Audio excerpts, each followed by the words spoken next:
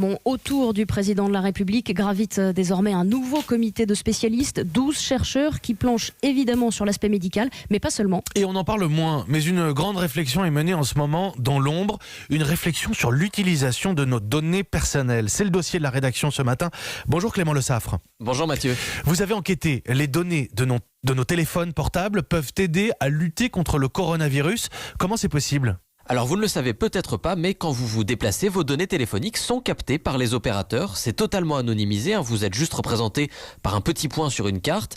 Aujourd'hui, on utilise déjà ces informations pour le tourisme. En pleine saison d'été, par exemple, ça permet aux collectivités locales de savoir s'il faut plus d'hôtels ou plus de restaurants sur telle ou telle zone. Pour le coronavirus, l'idée c'est d'utiliser le même dispositif, mais à des fins médicales.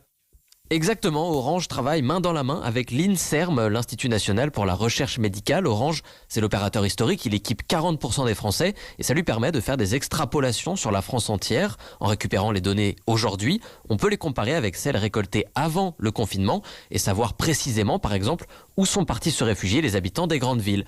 Ensuite, l'INSERM croise ces informations avec plusieurs facteurs médicaux liés spécifiquement au Covid-19, les principaux foyers d'infection, la vitesse de propagation du virus, mais aussi la capacité d'accueil des hôpitaux.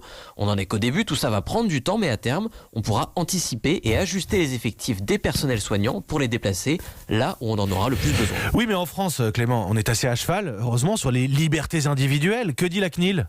Eh bien, elle a donné son feu vert à cette expérimentation, justement parce que les données sont entièrement anonymisées. Mais le CAIR, le comité de chercheurs, travaille aussi sur une autre piste qui, elle, va plus loin. Il n'y aurait plus d'anonymat, mais au contraire une identification des malades pour les suivre à la trace, ce qui permettrait d'alerter toutes les personnes croisées dans les jours précédents et de prendre les mesures appropriées. Sur ce point, la CNIL ne dit pas non, mais avant toute décision, il faudra changer la loi et faire appel d'abord à des volontaires, dit-elle.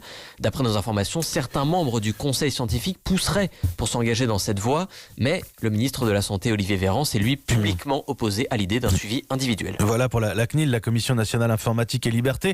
Aller plus loin, Clément, c'est ce que font déjà certains pays étrangers. Oui, en Israël, par exemple, les services de renseignement utilisent la géolocalisation des téléphones pour contrôler les déplacements, voire pour ordonner à certaines personnes suspectées d'être infectées de se confiner. Autre technique, en Chine, à Singapour et en Corée du Sud, le gouvernement a mis en place une application. Les citoyens doivent y renseigner chaque jour leurs éventuels symptômes et indiquer qui ils ont côtoyé récemment. En fonction des résultats, ils sont ensuite autorisés à sortir ou bien fermement invités à rester chez eux. C'était le dossier de la rédaction signé Clément Le Saffre dans ce journal de 7h. Et puis notez-le bien, Stéphane Richard, le PDG d'Orange, sera mon invité à 7h40 sur Europe 1.